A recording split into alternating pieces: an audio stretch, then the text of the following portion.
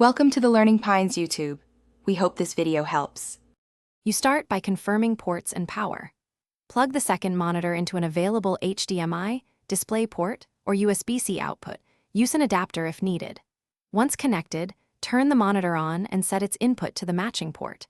Make sure the laptop or PC is on and not asleep, because detection sometimes fails when devices are suspended.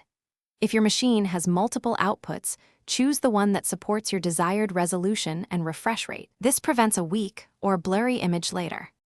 Once the monitor is physically connected, open your display settings and let the system detect the new display. Choose Extend if you want extra screen real estate or Duplicate to mirror.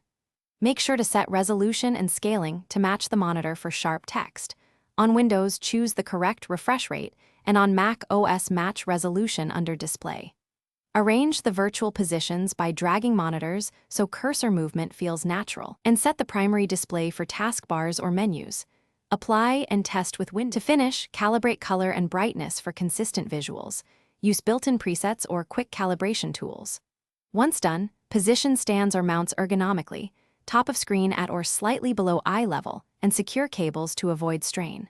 If you see flicker, lag, or no signal, make sure cables are fully seated, test a different port, and restart both monitor and computer. If problems persist, update your GPU drivers and monitor firmware. These steps fix most compatibility and performance issues quickly. Thanks for watching. Consider subscribing if we helped you.